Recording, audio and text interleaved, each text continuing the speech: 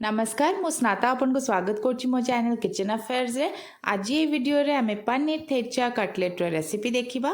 बहुत ही tasty healthy आ बनेबा भी बहुत सहज। तो चलंतु आरंभ करबा और देखिनबा रेसिपी। मुई 300 ग्राम पनीर नेछि। पनीर को हाथ रे एमती चकटी की पूरा गुंड गुंड कर दबा।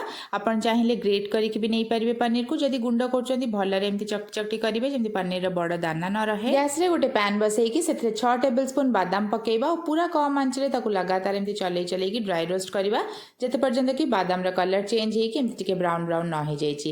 एठी आपण देखि पड़तबे बादाम टा हमर भले रे रोस्ट हे जाईची। तापरे मो एठी नेची 20 टा रसुण 10 रु 12 टा कंचा लंका ताकू भी पकेइबा और पूरा कम आंच रे ए सब को आउ थरे एमती रोस्ट करबा जते पर्यंत कि रसुण गुडा टिके नाल नाली न हे जाउची। एठी आपण देखि पड़तबे सब गुडा काम बढ़िया से पूरा ड्राई रोस्ट हे गलानी। याको पूरा लो आंच रे ही करूथबे। तापरे एठी हमें गोटे कप भरी की धनिया पत्र तार स्टेम सांगे रे पकेइबा। भल्ल भाबरे ताकू टिके सब किछि को गोळेई देकी गैस आंचटा को बंद कर दबा। एबे ई सब किछि को छेचिबा बा ग्राइंड करिकी तार गोटे पूरा दरदरा सा पेस्ट बनेबा। जदि ग्राइंड करिवे ताले पल्स मोड रे करिवे और बिल्कुल भी पानी रो व्यवहार करिवेनी। देखंतु एई भलिया हमकु दरदरा और पूरा थिक पेस्ट दरकार। याको बिल्कुल भी चिकन करिकी बाटिबेनी एमती दरदरा ही रखिबे। एबे हमें जो पनीर को ग्रेट करथले सेही सब को पकेइबा। ता संगे स्वाद हिसाब रे लूण पकेइकी सब किछि को भल्ल भाबरे हाथ रे एमती चकटी चकटी की मिसेई दबा। पनीर और एई मसलाटा जेमती भल्ल रे पूरा मिसिबो। आपण देखि पड़थबे एई भलिया मिक्सचर पूरा हमर रेडी करनबा। एबे एई मिक्सचर रु हमें छोट छोट टिक्की बनै दबा जेमती मु वीडियो रे देखौची। हाथ रे ताको भल्ल रे शेप दबा। भल से शेप देबे जेमती टिक्की रे बिल्कुल भी क्रैक न रहे।